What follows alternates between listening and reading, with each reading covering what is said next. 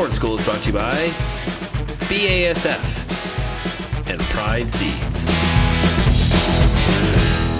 Hello, I'm Dale Leftwich with RealAgriculture. We're here at Crop Connect in Winnipeg, Manitoba, and with me today is Yvonne Lawley. How are you doing, Yvonne? I'm feeling good. Great. Yvonne, you gave a presentation on corn agronomy. You've got some results over the last 5 years or so. Why is it so important to study corn agronomy and to make these presentations on corn agronomy?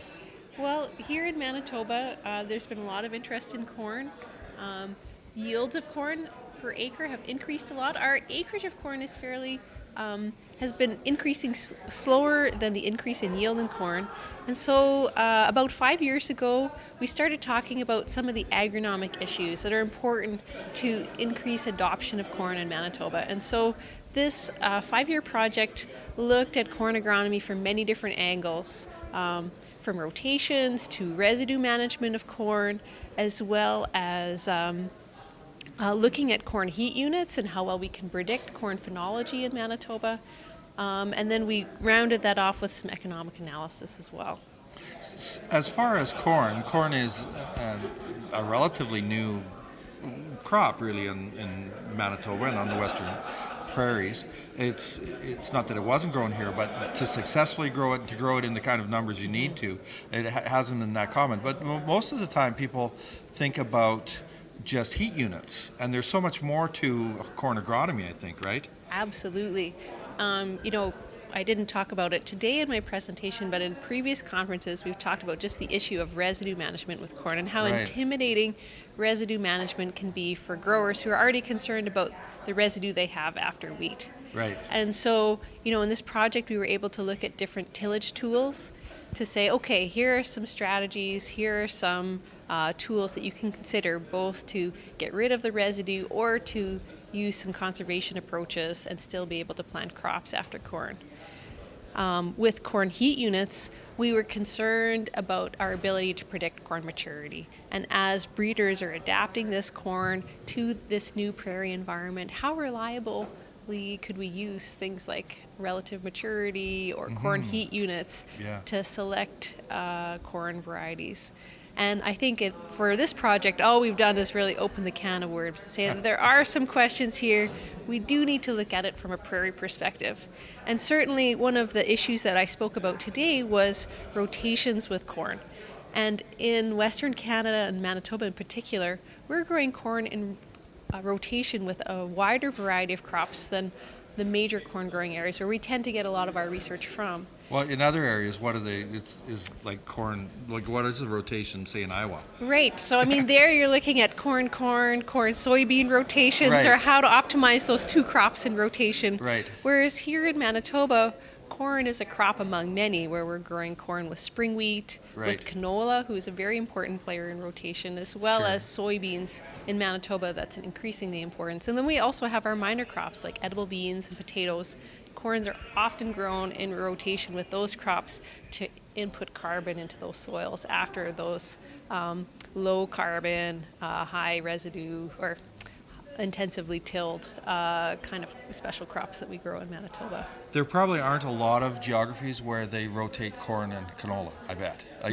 This is very unique. Perhaps some places in North Dakota and Minnesota are dealing with this, but certainly in terms of my ability as a researcher to contribute something new to the literature, it's definitely looking at the combination of corn and canola in rotation. So that was some of the most interesting results that we saw in a 3-year study where we looked at sequences of crops. So we grew 4 different crops and then grew corn after each of those crops. So those 4 different preceding crops that we looked at were wheat, canola, soybeans, and corn itself. And so we followed this corn test crop over 3 different years. 1 year was perfect. We had ideal conditions. And then we had a dry year and a wet year. So we really put these test crops through their paces of different environments. And then we took an approach of looking at a whole suite of variables on how that test crop performed. So we looked at it early in the season. What was its biomass? How much phosphorus had it taken up?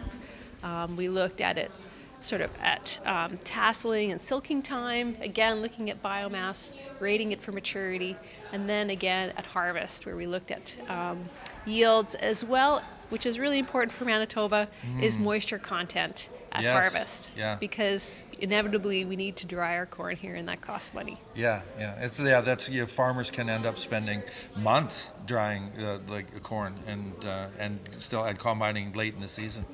What were the kind of results that you were getting from the surveys then, or from the research that you can kind of share with us? So early season corn really responded to rotation. So when we walked our plots early in the season, V4, V6 stage, we could definitely see differences in terms of biomass in the plots. And we measured that and we found statistical differences. We also looked at how much phosphorus was in those crops, because we wondered if some of those differences were related to mycorrhizae. Okay. Because many of the smaller corn plots were where corn followed canola in rotation. Corn, or canola, being a non-mycorrhizal crop, and corn being a crop that's really dependent on mycorrhizae for phosphorus uptake early in the growing season. So we did the hard work of taking these biomass samples and grinding them up and measuring phosphorus uptake, and we saw that pattern played out where we had lower biomass, we had lower phosphorus uptake. Then we took it a step further and we looked at what was going on in the roots of those corn plants. So we dug the roots, we washed the roots, we stained the roots, and someone spent a long time scoring those roots under a microscope to look at colonization in those young corn plants. And in fact, we did see that we had lower colonization where corn followed canola in rotation, as we were hypothesizing. Now, we also did all that work around silking times with biomass, phosphorus uptake, and colonization. And there we saw fewer differences. You could see that in the field. The corn kind of caught up. So where those corn plants had more time, they could, the mycorrhizae started associating with the corn. Now our question was, what does that mean for yield? Is that early season, the problems we see early in the season with a smaller corn and maybe some phosphorus deficiency symptoms going to play out later in the season? So there, we didn't see as many differences at harvest. And it could be that, preceding crop is less important when you've got bigger stressors to worry about. So in our wet year and our dry year, we didn't see those rotation differences in final crop year yield. But because there were bigger stressors. We had other things, that corn had other things to worry about. Yeah. But in that year where we had sort of ideal conditions, there we did see differences between our rotational crops in yield. How do farmers who aren't here get a hold of this information that you've generated? Well, great question. So our reports are filed with the Manitoba corn growers, and they have some newsletter articles.